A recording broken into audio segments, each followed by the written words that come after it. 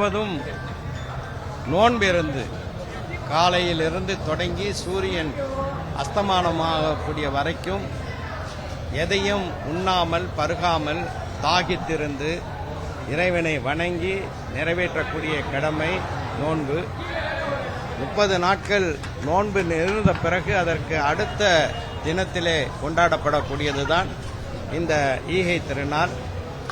இந்த ரமலான் மாதம் நோன்பு இருப்பதோடு மட்டுமல்லாமல் ஏழை எளியவர்களுக்கு தான தர்மங்களை வணங்கி இரவிலே நின்று வணங்கி இந்த ரமலான் மாதம் முழுவதையும் முஸ்லிம்கள் கழித்தார்கள். அதன் பிறகு மகிழ்ச்சியாக கொண்டாடக்கூடிய திருநாளாக தான் இந்த ஈகை திருநாள் அமைந்திருக்கிறது. இந்த ஈகை குணம்தான் இந்த ரமலான் பெருநாளினுடைய தத்துவமாக இருக்கின்றது.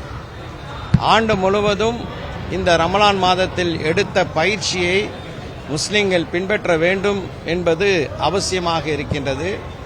அதே அடிப்படையில் இந்த ஈகை குணம் தாராள குணம், அனைத்து மக்கள் மீதும் கருணை காட்டக்கூடிய ஒரு குணம் தொடர்வதற்கு இந்த நாளிலே உறுதி எடுத்துக் கொள்வோமாக.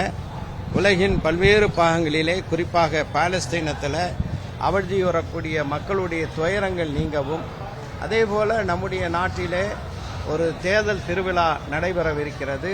நம்முடைய நாட்டினுடைய ஜனநாயகம் வலுப்பெறவும், மதசார்பின்மை மேலோங்கவும், மாநிலங்களுடைய உரிமைகள் பேணப்படவும் சிறப்பான முறையில் இந்த தேர்தல் அமைவதற்கும் இந்த நாளில் பிரார்த்திப்போமாக.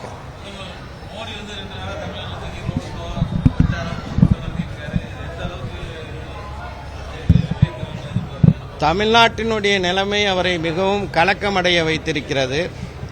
தமிழ்நாட்டில் எப்படியாவது கால் ஊன்றலாம் என்று பல்வேறு வித்தைகளை அவர் காட்டி வருகிறார்.